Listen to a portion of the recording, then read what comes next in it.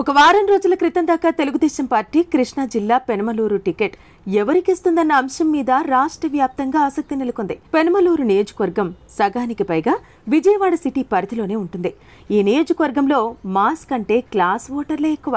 Telugu Desam party విడుదల చేసిన తొలి 2 జాబితాల్లో పెనమలూరు లేకపోవడంతో మాజీ ఎమ్మెల్యే బోడెప్రసాద్ కు ఈసారి టికెట్ రాదన్న ప్రచారం మొదలైంది. దీనికి తోడు బోడెప్రసాద్ అందరికీ తన దగ్గర డబ్బు లేదని చెప్పడంతో అదే కారణంతో టికెట్ నిరాకరించారేమోనని చాలా మంది అనుకున్నారు.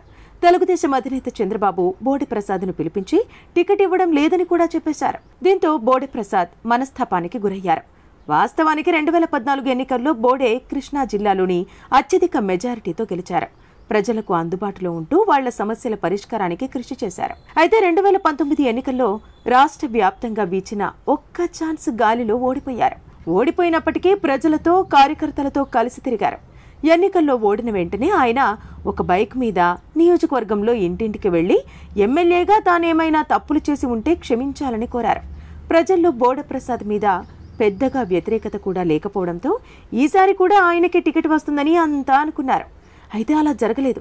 టికెట్ కథ అనేక మలుపులు తిరిగింది. ముందుగా ఇక్కడ నుంచి ఎమ్మెల్యేగా ఉన్న పార్థసారథి తెలుగుదేశంలో చేరారు. ఆయనకే టీడీపీ టికెట్ ఇస్తారన్న ప్రచారం కొంతకాలంగా నడిచింది. పార్థసారథికి నూజివీడు కేటాయించాక కూడా బోడే విషయంలో క్లారిటీ రాలేదు. తెలుగుదేశం అధినేతను వ్యక్తిగతంగా దూషించే కొడాలి నాని, వలపనేని వంశీలతో బోడేకు ఇప్పటికీ సత్సంబంధాలున్నాయని, అందుకే టికెట్ రాలేదన్న ప్రచారం కూడా జరిగింది. అయితే బోడే ఈ ప్రచారాన్ని ఖండించారు. వాళ్ళిద్దరితో తనకెలాంటి సంబంధాలు లేవని మీడియా ముఖంగా చెప్పారు.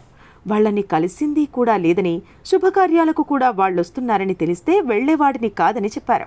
టికెట్ విషయంలో ప్రతిష్టంభన నడుస్తుండగానే పెనమలూరు సీటు కోసం తెలుగుదేశం చాలా మంది పేర్లు పరిశీలిస్తోందన్న వార్తలొచ్చాయి.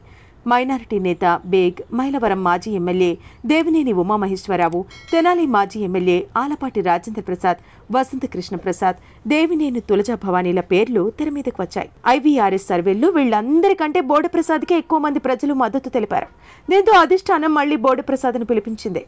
ఎన్నికలకు అవసరమయ్యే ఖర్చులను ముందుగానే సమకూర్చుకోవాలని బోడేకు జాగ్రత్తలు చెప్పి టికెట్ అనౌన్స్ చేశారు.